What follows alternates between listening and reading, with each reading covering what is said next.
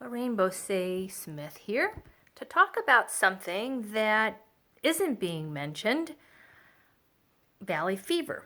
Here in Arizona, we have a pneumonia that is fungal based. So it attacks your lungs, is just as aggressive as regular pneumonia, but it's fungal based. And so you get it by inhaling, breathing in the spore. So in essence, every time we step outside of our house, we're at risk. And I just find it quite interesting that we've never had mask mandates for valley fever. And it's a spectrum disease from you didn't even know you had it because you had some sniffles to you die. And I can attest how hard it can be. I got valley fever a couple years ago and I was sick for 9 months. Okay, from what I'm hearing, that's way worse than COVID. I was sleeping 15 hours a day, could barely function, could barely walk up a set of stairs, and I'll tell you what, 2 years out, I'm not the same. I do not have the same energy levels as I used to. The fatigue has continued. Yet we didn't shut down the economy, did we? And we won't. And we're not even talking about it. Meanwhile, we're panicked and we're running around for something that, yes, is serious. But folks, so is valley fever. And as someone who has come through the hellfire of Lyme disease, that's serious too. And I just want us to use our heads and stop buying into propaganda and fear. Because we have always had things lurking in the dark that can attack our health. We will always have viruses and bacteria and infections. People are dying of cancer every day.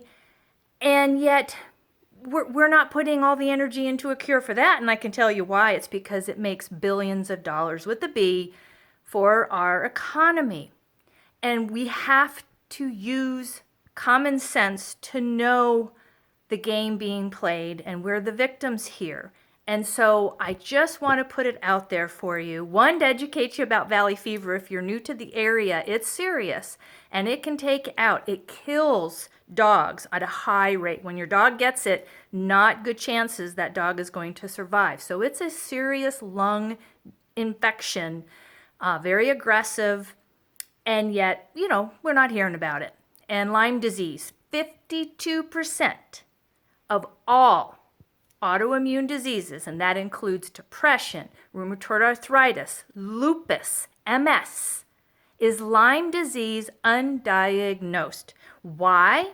Because we have not put the effort and the energy into getting a very reliable test. Right now, you can get tested and you have about a 20% chance of it being accurate.